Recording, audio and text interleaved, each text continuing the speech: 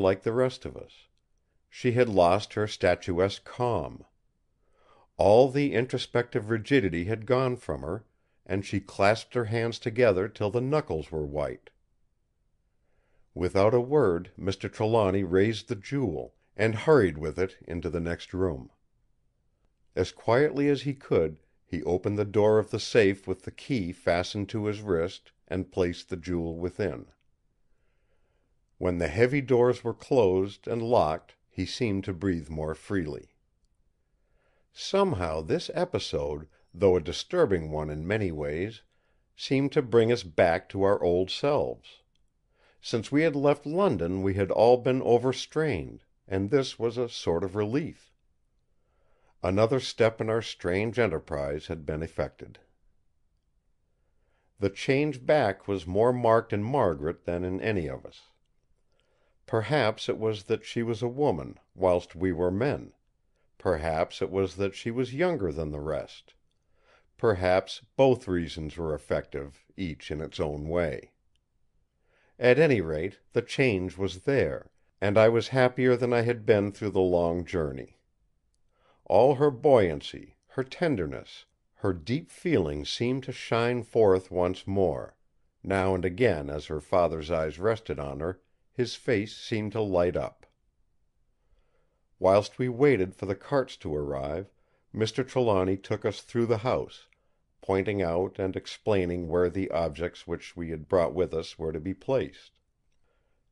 In one respect only did he withhold confidence. The positions of all those things which had connection with the Great Experiment were not indicated. The cases containing them were to be left in the outer hall for the present. By the time we had made the survey, the carts began to arrive, and the stir and bustle of the previous night were renewed. Mr. Trelawny stood in the hall beside the massive iron-bound door, and gave instructions as to the placing of each of the great packing cases. Those containing many items were placed in the inner hall where they were to be unpacked. In an incredibly short time the whole consignment was delivered, and the men departed with a douceur for each, giving through their foreman, which made them effusive in their thanks. Then we all went to our own rooms. There was a strange confidence over us all. I do not think that any one of us had a doubt as to the quiet passing of the remainder of the night. The faith was justified, for on our reassembling in the morning we found that all had slept well and peaceably. During that day all the curios, except those required for the Great Experiment, were put into the places designed for them. Then it was arranged that all the servants should go back with Mrs. Grant to London on the next morning. When they had all gone, Mr. Trelawny, having seen the doors locked, took us into the study. "Now," said he when we were seated, "I have a secret to impart. But according to an old promise which does not leave me free, I must ask you each to give me a solemn promise not to reveal it. For 300 years at least, such a promise has been exacted from everyone to whom it was told, and more than once life and safety were secured through loyal observance of the promise. Even as it is, I am breaking the letter, if not the spirit of the tradition, for I should only tell it to the immediate members of my family." We all gave the promise required. Then he went on: "There is a secret place in this house, a cave, natural originally but finished by labour, underneath this house. I will not undertake to say that it has always been used according to the law. During the bloody assize more than a few Cornishmen found refuge in it, and later, and earlier, it formed, I have no doubt whatever, a useful place for storing contraband goods. Trépole and Pen, I suppose you know, have always been smugglers, and their relations and friends and neighbours have not held back from the enterprise.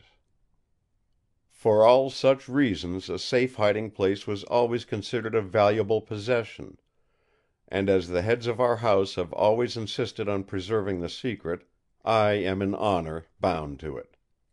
Later on, if all be well, I shall of course tell you, Margaret, and you too, Ross, under the conditions that I am bound to make."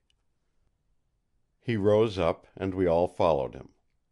Leaving us in the outer hall, he went away alone for a few minutes, and returning, beckoned us to follow him. In the inside hall we found a whole section of an outstanding angle moved away, and from the cavity saw a great hole dimly dark, and the beginning of a rough staircase cut in the rock. As it was not pitch dark, there was manifestly some means of lighting it naturally; so without pause we followed our host as he descended. After some 40 or 50 steps cut in a winding passage, we came to a great cave whose further end tapered away into blackness. It was a huge place, dimly lit by a few irregular slits of eccentric shape. Manifestly these were faults in the rock which could readily allow the windows to be disguised. Close to each of them was a hanging shutter which could be easily swung across by means of a dangling rope. The sound of the ceaseless beat of the waves came up muffled from far below. Mr. Trelawny at once began to speak: "This is the spot which I have chosen, as the best I know, for the scene of our great experiment. In 100 different ways it fulfills the conditions which I am led to believe are primary with regard to success. Here we are, and shall be, as isolated as Queen Tera herself would have been in her rocky tomb in the Valley of the Sorcerer, and still in a rocky cavern. For good or ill, we must here stand by our chances and abide by results. If we are successful, we shall be able to let in on the world of modern science such a flood of light from the old world as will change every condition of thought and experiment and practice.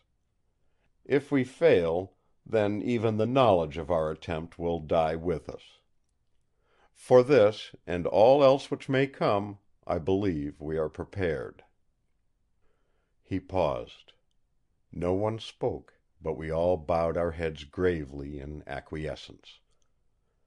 He resumed, but with a certain hesitancy: "It is not yet too late. If any of you have a doubt or misgiving, for God speak it now. Whoever it may be can go thence without let or hindrance. The rest of us can go on our way alone." Again he paused, and looked keenly at us in turn. We looked at each other, but no one quailed. For my own part, if I had had any doubt as to going on, the look on Margaret's face would have reassured me. It was fearless. It was intense. It was full of a divine calm. Mr. Trelawny took a long breath, and in a more cheerful, as well as in a more decided tone, went on: "As we are all of one mind, the sooner we get the necessary matters in train the better. Let me tell you that this place, like all the rest of the house, can be lit with electricity. We could not join the wires to the mains lest our secret should become known, but I have a cable here which we can attach in the hall and complete the circuit." As he was speaking he began to ascend the steps. From close to the entrance he took the end of a cable; this he drew forward and attached to a switch in the wall. Then, turning on a tap, he flooded the whole vault and staircase below with light. I could now see from the volume of light streaming up into the hallway that the hole beside the staircase went direct into the cave. Above it was a pulley and a mass of strong tackle with multiplying blocks of the Smeaton order. Mr. Trelawny, seeing me looking at this, said, correctly interpreting my thoughts: "Yes, it is new. I hung it there myself on purpose. I knew we should have to lower great weights, and as I did not wish to take too many into my confidence, I arranged a tackle which I could work alone if necessary." We set to work at once, and before nightfall had lowered